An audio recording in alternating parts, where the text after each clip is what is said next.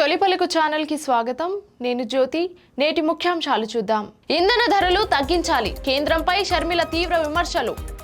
అత్తాపూర్లో అర్ధరాత్రి యువతి కిడ్నాప్ కలకలం, కారులో అపహరణ, పోలీసుల చేజ్. జూన్ 2 రాష్ట్ర ఆవిర్భావ దినోత్సవ ఏర్పాట్లు వేగవంతం, అధికారులకు వికాస్ రాజ్ దిశానిర్దేశం. భారత్ దక్షిణ కొరియా రక్షణ భాగస్వామ్యం బలోపేతం, షియోల్లో కీలక ఒప్పందాలు.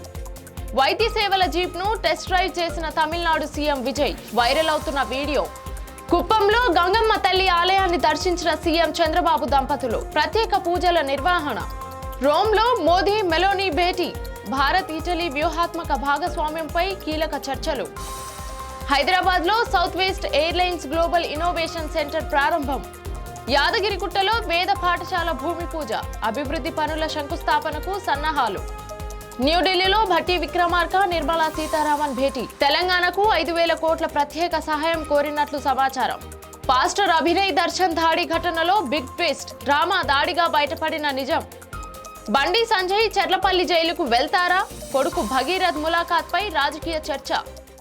దేశంలో పెట్రోల్ డీజిల్ ధరలు ఆకాశాన్ని తాకుతున్నా కేంద్ర ప్రభుత్వం నిమ్మకు నీరెత్తినట్లు వ్యవహరిస్తోందని ఏపీ కాంగ్రెస్ అధ్యక్షురాలు వైఎస్ షర్మిల విమర్శించారు. ఇంధన ధరలు పెంపుతో సామాన్యుడికి నడ్డి విరుగుతోందని, వెంటనే పెంచిన ధరలను తగ్గించాలని డిమాండ్ చేశారు. రాష్ట్రంలోని టీడీపీ, వైసీపీ, జనసేన పార్టీలు కేంద్రానికి వంత పాడుతున్నాయే తప్ప ప్రజల తరఫున ప్రశ్నించడం లేదని ఆరోపించారు. దేశ గౌరవాన్ని కేంద్ర ప్రభుత్వం దిగజార్చిందని, ఆనాడు ఇందిరాగాంధీ అమెరికాను ధైర్యంగా ఎదుర్కొంటే నేడు పరిస్థితి భిన్నంగా ఉందని వ్యాఖ్యానించారు. దేశాన్ని మళ్లీ సరైన దిశలో నడిపించగల నాయకత్వం రాహుల్ గాంధీతోనే సాధ్యమవుతుందని షర్మిల చెప్పుకొచ్చారు. హైదరాబాద్ అత్తాపూర్లో అర్ధరాత్రి యువతి కిడ్నాప్ ఘటన కలకలం రేపింది. 4 యువకులు థార్ కారులో యువతిని బలవంతంగా ఎక్కించుకుని అపహరించినట్లు సమాచారం. తప్పించుకునేందుకు బాధిత యువతి జాయ్ ఆసుపత్రిలోకి పరిగెత్తినట్లు తెలుస్తోంది. అనంతరం యువతిని బెదిరించి తిరిగి కారులో బలవంతంగా తీసుకెళ్లారు. సమాచారం అందుకున్న పోలీసులు అత్తాపూర్ నుంచి ఆరాంఘర్ చౌరస్తా వరకు కారును చేజ్ చేశారు. అయితే నిందితులు పోలీసుల కళ్లుగప్పి పారిపోయారు. తెల్లవారుజాము 3 గంటల వరకు దర్యాప్తు కొనసాగింది. సీసీటీవీ ఫుటేజ్ ను పరిశీలిస్తున్న పోలీసులు కేసు విచారణను ముమ్మరం చేశారు.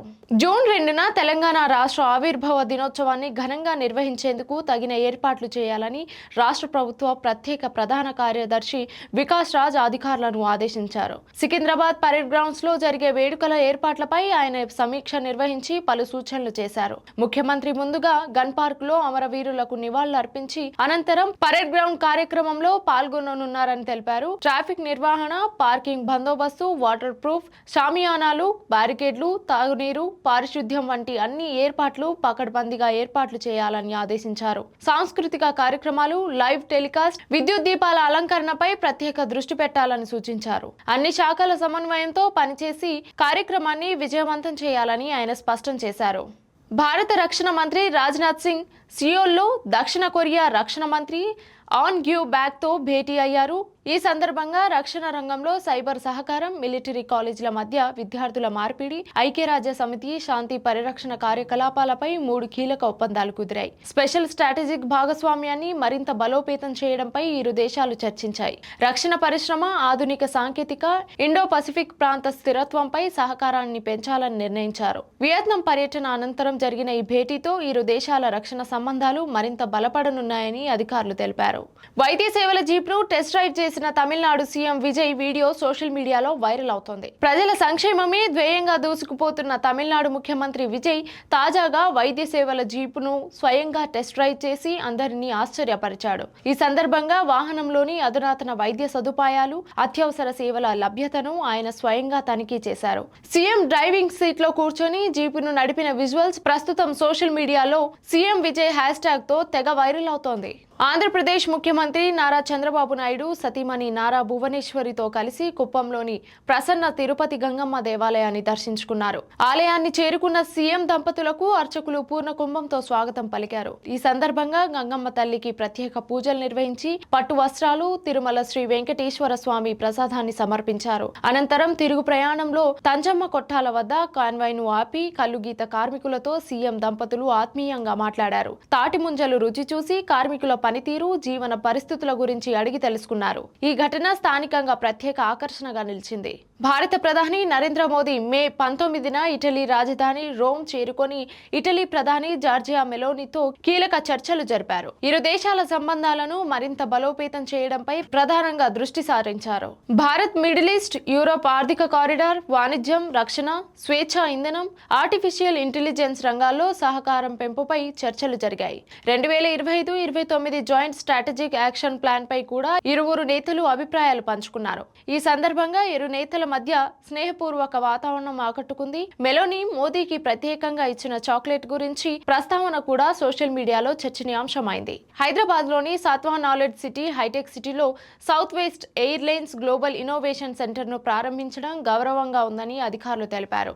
ఈ సెంటర్ ప్రారంభంతో హైదరాబాద్ టెక్నాలజీ, ఇన్నోవేషన్, ప్రతిభకు గ్లోబల్ హబ్ గా మరింత బలోపేతం చేసే మరో కీలక మైలురాయిగా నిలిచింది. పెరుగుతున్న పెట్టుబడులు అంతర్జాతీయ కంపెనీల ఆసక్తి నగర ప్రాముఖ్యతను మరింత పెంచుతున్నాయని పేర్కొన్నారు. హైదరాబాద్ కేంద్రంగా తమ ప్రయాణాన్ని ప్రారంభిస్తున్న సౌత్ వెస్ట్ ఎయిర్లైన్స్ బృందానికి శుభాకాంక్షలు తెలిపారు. యాదగిరిగుట్ట శ్రీ లక్ష్మీ నరసింహస్వామి క్షేత్ర అభివృద్ధిలో భాగంగా ఈ నెల 23న నిర్వహించనున్న వేద పాఠశాల భూమి పూజతో పాటు దేవస్థాన అభివృద్ధి పనుల శంకుస్థాపన కార్యక్రమానికి దేవస్థానం ఈవో భవానీ శంకర్, మంత్రి కోమటిరెడ్డిని మర్యాదపూర్వకంగా ఆహ్వానించినట్లు తెలిపారు. స్వామివారి కృపతో యాదగిరిగుట్టను మరింత అద్భుతంగా తీర్చిదిద్దేందుకు ప్రభుత్వం కట్టుబడి ఉందని పేర్కొన్నారు. భక్తులకు అవసరమైన అన్ని మౌలిక సదుపాయాలు కల్పించడమే లక్ష్యంగా అభివృద్ధి పనులు చేపడుతున్నట్లు తెలిపారు.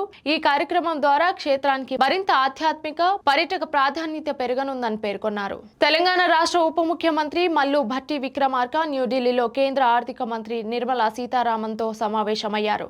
రాష్ట్ర అభివృద్ధి, విద్యా మౌలిక వసతులు, మూలధన వ్యయాలకు సంబంధించిన పలు కీలక అంశాలపై చర్చించారు. ఈ సందర్భంగా scheme for special assistant to states for capital investment కింద తెలంగాణకు అదనంగా 5,000 కోట్ల ప్రత్యేక ఆర్థిక సహాయాన్ని మంజూరు చేయాలని ఉప ముఖ్యమంత్రి కోరారు. Young India integrated residential schools తో సహా విద్యారంగంలో చేపడుతున్న భారీ పెట్టుబడులకు సంబంధించి డిపార్ట్మెంట్ ఆఫ్ ఎకనామిక్ అఫైర్స్ ఆమోదించిన విదేశీ ద్రవ్య సహకార ప్రాజెక్టులకు FRBM పరిమితుల నుంచి మినహాయింపు ఇవ్వాలని విజ్ఞప్తి చేశారు. పాస్టర్ అభినయ్ దర్శన్ దాడి ఘటనలో బిగ్ ట్విస్ట్ వెలుగులోకొచ్చింది. తనతో పాటు మరో 6గురు కలిసి ఈ దాడి ఘటనను డ్రామాగా సృష్టించినట్లు పోలీసులు నిర్ధారించారు. సోషల్ మీడియాలో వైరల్ అవ్వాలనే ఉద్దేశంతోనే ఈ దాడి ప్లాన్ చేసినట్లు నిందితులు ఒప్పుకున్నారని సమాచారం. ఎక్కడ, ఎలా దాడి చేయాలి అన్న విషయంపై ముందుగానే ఆడియో మెసేజ్ల ద్వారా ప్రణాళిక రూపొందించినట్లు పోలీసులు గుర్తించారు. ఈ కేసులో పాస్టర్ అనుచరుడు వసంత్ కుమార్ అంగీకరించినట్లు తెలుస్తోంది. ఘటనకు సంబంధించి కేసు నమోదు చేసి దర్యాప్తు కొనసాగిస్తున్నట్లు పోలీసులు తెలిపారు. త్వరలో పూర్తి వివరాలను మీడియా ముందు వెల్లడిస్తామని అల్లూరు జిల్లా పోలీసులు పేర్కొన్నారు. కేంద్ర మంత్రి ఆయన కొడుకును కలవడానికి చెర్లపల్లి జైలుకు వెళ్తారా అన్న అంశం తెలంగాణ రాజకీయాల్లో చర్చనీయాంశమైంది. ఆయన కుమారుడు బండి భగీరథ్ పోక్సో కేసులో జైల్లో ఉండగా ఆయనను కలిసేందుకు మంత్రి వెళ్తారా అన్న ప్రశ్నపై విస్తృత చర్చ జరుగుతోంది. ఇటీవల భగీరథ్ తన పేరును కేసుతో కలిపి ప్రస్తావించవద్దని కోర్టు నుంచి గ్యాగ్ ఆర్డర్ తీసుకున్న విషయం తెలిసిందే. అయితే లొంగిపోయిన సమయంలో కేసు వివరాలపై మంత్రి చేసిన ట్వీట్ కూడా ప్రస్తావనలోకి వస్తోంది. ఈ నేపథ్యంలో ఆయన జైలుకు వెళ్తారా లేదా అన్నది రాజకీయ వర్గాల్లో ఆసక్తికరంగా మారింది. ఇప్పటికే భగీరథ్ ను ఆయన తల్లి అపర్ణ చెర్లపల్లి జైల్లో ములాఖాత్ అయినట్లు సమాచారం. ఇది ఇవాల్టి బులెటిన్ అప్డేట్స్. మరొక బులెటిన్ తో మళ్ళీ కలుద్దాం. చూస్తూ ఉండండి తొలి పలుకు న్యూస్.